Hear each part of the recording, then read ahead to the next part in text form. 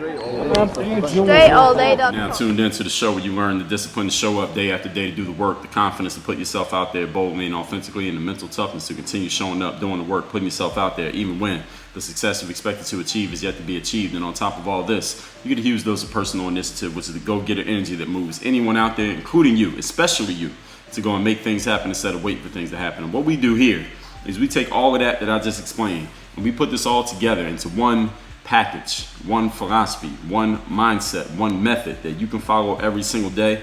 I've been giving this to you every day for 1,500 plus days straight. Yes, that is a real number, 1,500. We put all this together, and what you get is this masterclass here that is called Work on Your Game. My name is Dre Baldwin, also known as Dre All Day, and welcome to the show. Today's topic is stop talking about yourself. Why?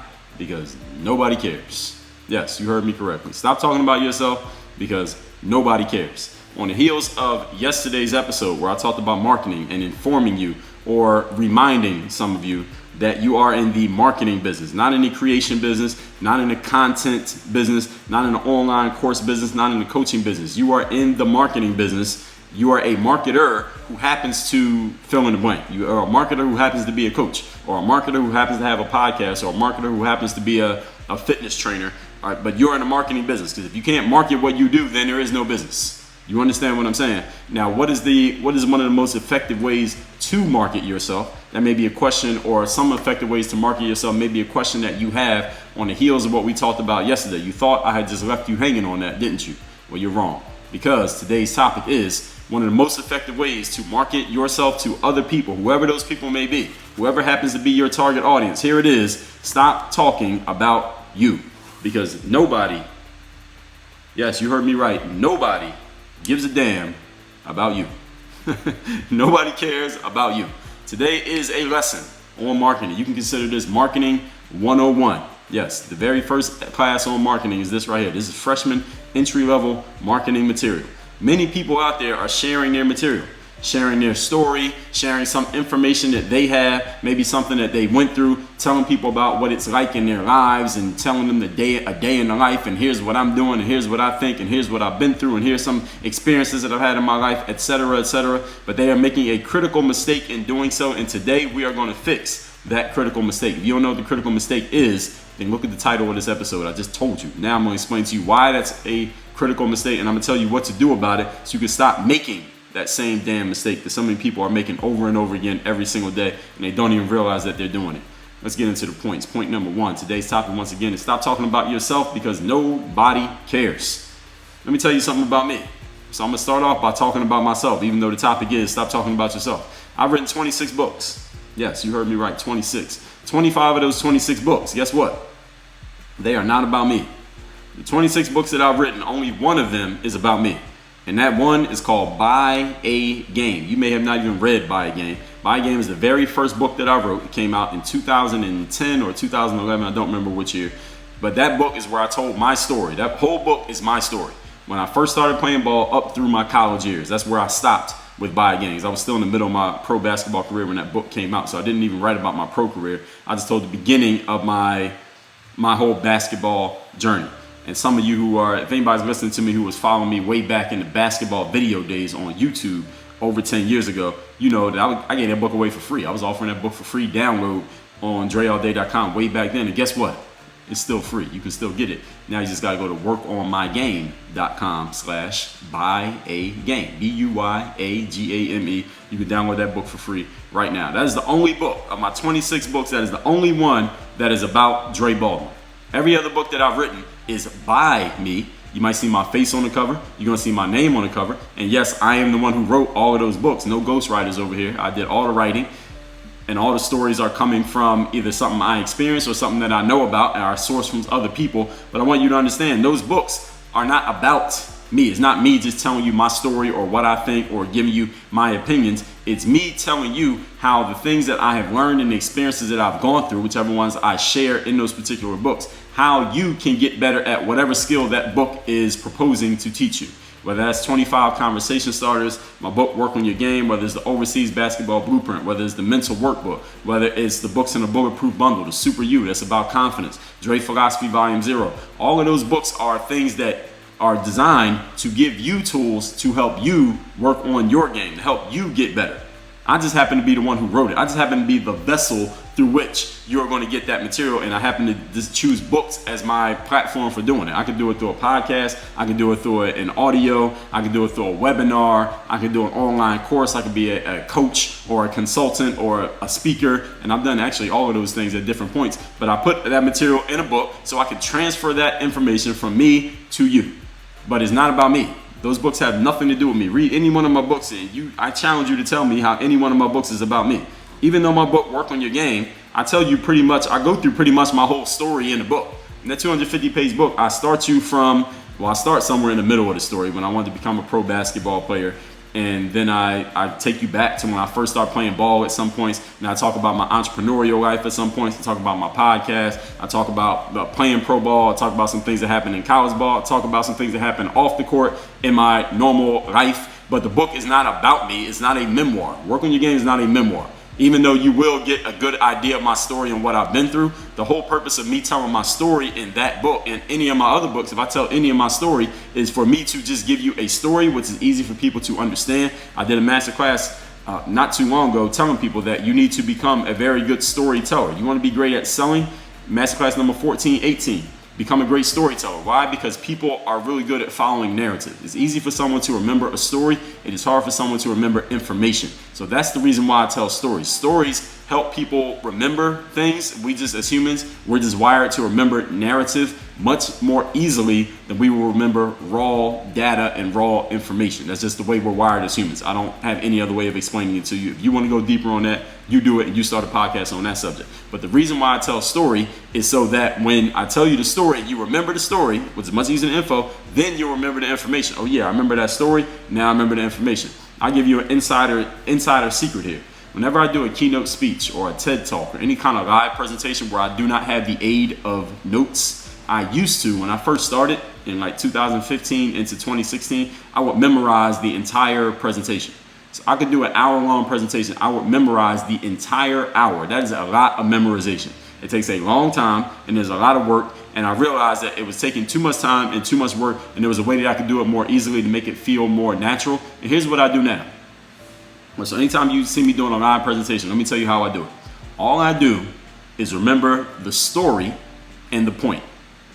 And then, and this is what I do. So let's say I have five points that I want to make in a keynote presentation. So I remember a story for each one of those 5 points. All right, I'm gonna tell this story. So I can remember 5 stories. All right, that's not hard for me to remember 5 things. So if you can remember a phone number, which is 10 digits, you can remember a story, which is only 5. It's only half of it. So I remember those 5 stories. And when I remember the story, I say, okay, I know what this story is about. This story is about confidence. Or this one's about discipline. This one is about being a professional. This one's about being a storyteller. This one's about marketing. This one is about handling adversity. This one is about earning respect. So I can remember, once I remember what the story is, and it's easy for us to remember stories, right? Think of how many stories from your life you remember. You remember a whole lot of stories if you really thought about it. And if you told them over and over again, you would easily remember a lot of stories that you might not even remember that you remember. So all I do is tell myself the 5 stories or the 3 stories or the 1 story, whatever, that I want to remember.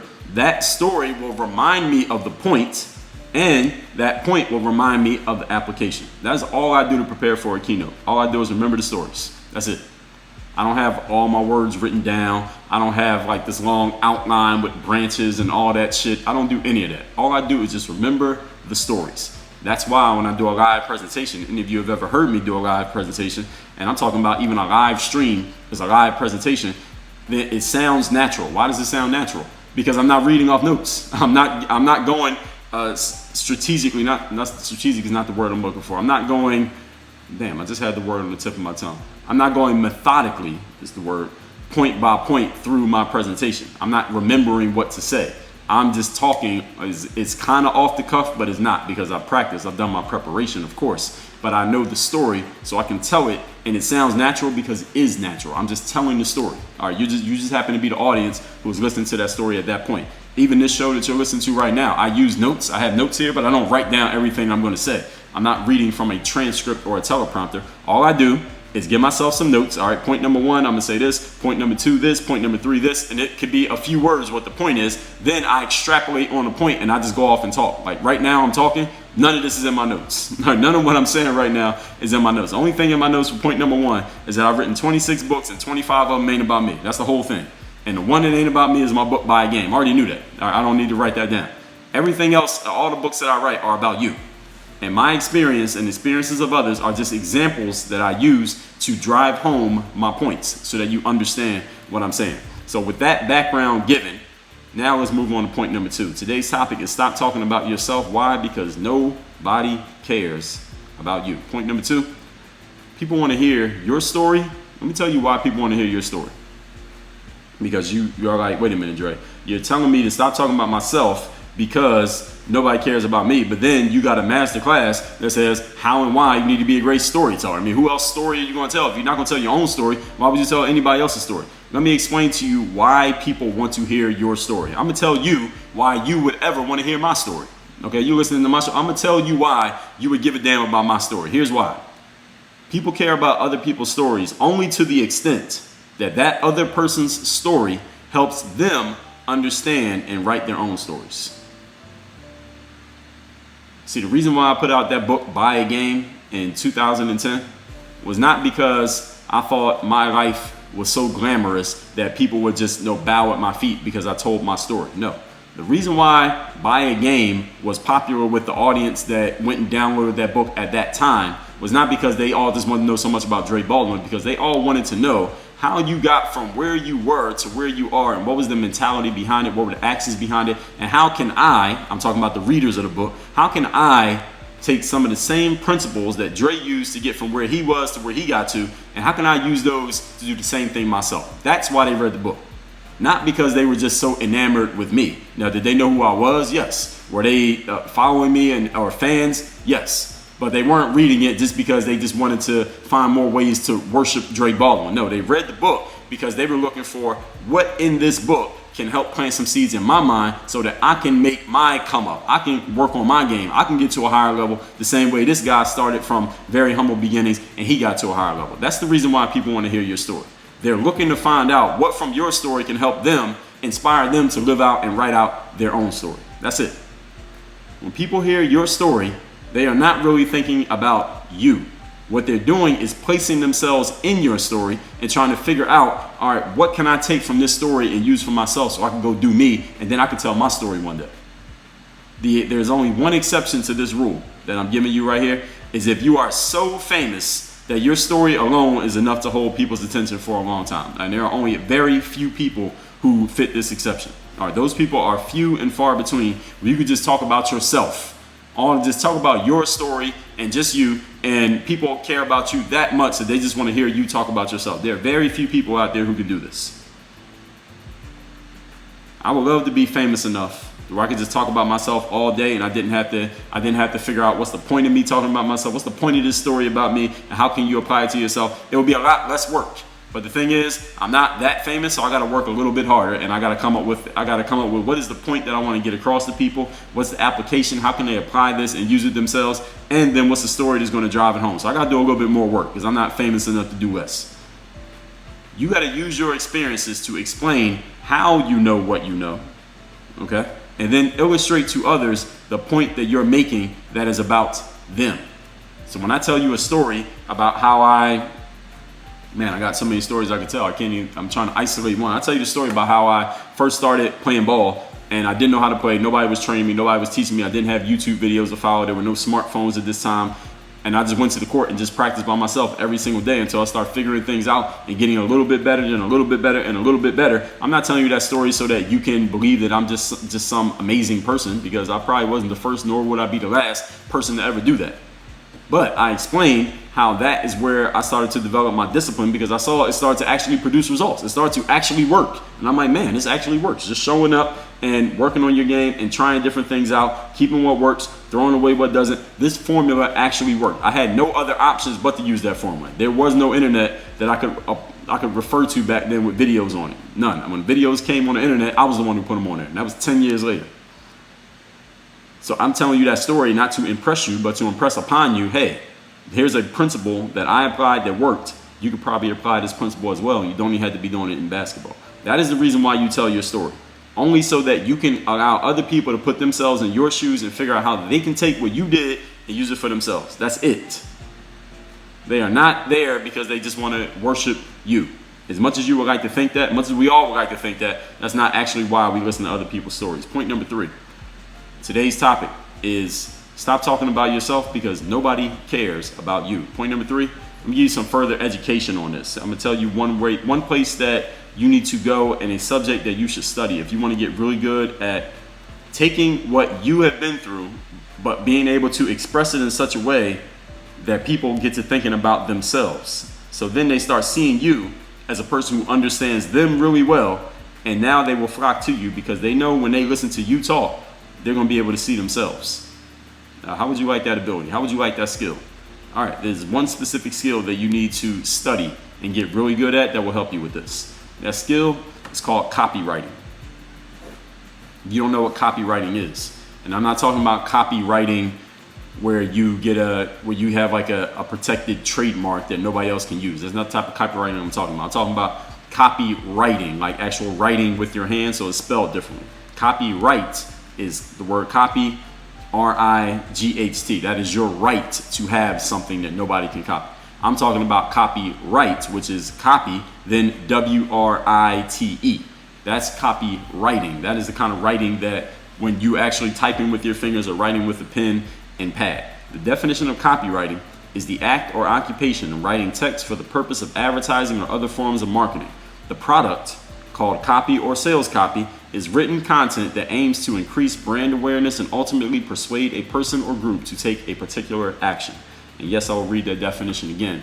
But what copywriting is, you've seen it already. I'll tell you where you've seen it. If someone puts out a podcast episode and then they have a little write-up in the description of the episode, that is copy. So if you go look beneath this episode, wherever you're listening to this, and there's a little write-up telling you what the show is about, that is copy. The purpose of copy is to persuade another person. If you have ever seen a billboard while you're driving on a highway, what the words on that billboard are copy. If you ever seen an online advertisement, if you're on Facebook and there's a little video that it tries to attempt to keep you from scrolling past it so you can watch that video and then click on something to sign up for somebody's webinar, that is copy. Video, the words that somebody speaks in an advertisement is copy. So if you watch a commercial and a person is talking to you, those words are copy. Now they're not written, but they were probably written down before the person spoke them. So that is copy as well. If you go to any sales website, if you go on Amazon, every single word on that website is copy. It is sales copy, because its whole purpose is to persuade you to take an action. Everything on Amazon is trying to persuade you to do something. Click on something, put something in your cart, and buy something. That is their whole purpose. They are an e-commerce site. Anywhere e-commerce is happening, there is copy happening. If you are selling things and you are not speaking in the language of the copywriter, you are doing yourself a disservice and you are disrespecting your marketing because you are not speaking persuasively, or at least you're not doing it strategically. And therefore, you're probably not doing it as best you could. So let me read that definition again of copywriting. It is the act or occupation of writing text for the purpose of advertising or other forms of marketing. The product, which is called copy or sales copy, is written content that aims to increase brand awareness and ultimately persuade a person or group to take a particular action. Let me give you a hint. If you want to move people to action, here's the last thing you should do is talk about yourself. All right, nobody's moved to action by you talking about you. Actually, they are moved to action and moved to the action of getting away from you because they're tired of hearing you talk about yourself. Now, if you want to move people to take the action that you want them to take, talk about what they get. Talk about what they benefit, how they benefit. That works a lot better than you talking about yourself. See, if I told you that I wrote a book called Work on Your Game, where I tell you the story of how I wanted to play pro basketball, but I didn't have any prospects, and then how I wanted to be a professional speaker, but nobody knew me, and how I was on my college basketball team, and then the coaching change happened, then I wasn't on the team anymore, and how I started my own business online, kind of by happenstance, because people were asking me to create something to help them out, and I created something randomly, and then it worked, and then I started making more of it. I can tell you that's what the book is about, and everything that I just said is in that book, Work on Your Game, but that will not persuade you to buy the book. The only person who will be persuaded to buy that book that I just described is me, because it's all about me. I would love to read a book about myself, but you don't. Now, if I want you to read the book, here's what I'm going to tell you.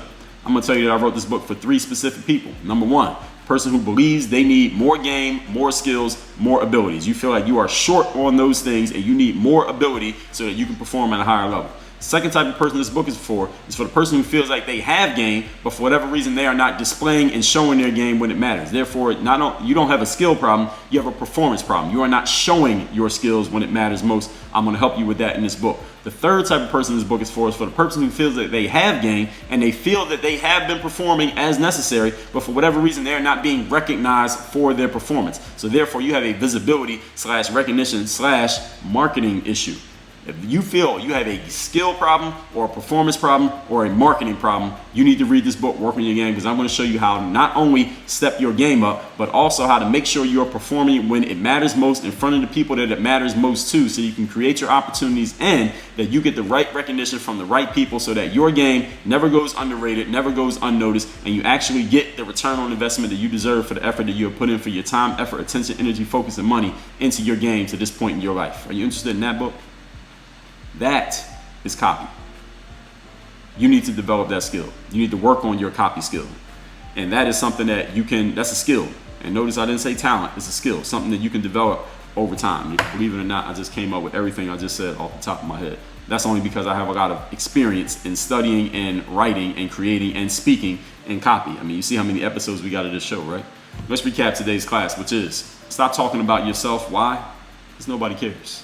Today is a lesson on marketing. You thought I was going to leave you hanging when I talked about marketing yesterday. I didn't tell you how to actually get better at it. Many people share material, stories, information, etc., but they're making a critical mistake in doing so. Today we're going to fix that. Point number one.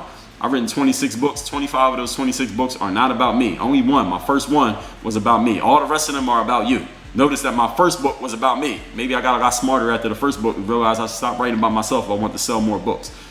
Point number two, people want to hear your story only to the extent that it helps them understand and write their own stories. That's the only reason people listen to your story. Not because they are enamored with you and they want to worship you. Even though you may think that when you're looking in the mirror, that is not the reason why people follow you. They're following you because they're looking to get something for themselves. When people hear your story, they are placing themselves in that story and trying to see how they could fit, not in your story, but how they could do a similar thing in their own lives. Use your experiences, your story, only to explain to other people how you know what you know and to illustrate to them what point it is you're trying to make that is about them, not about you.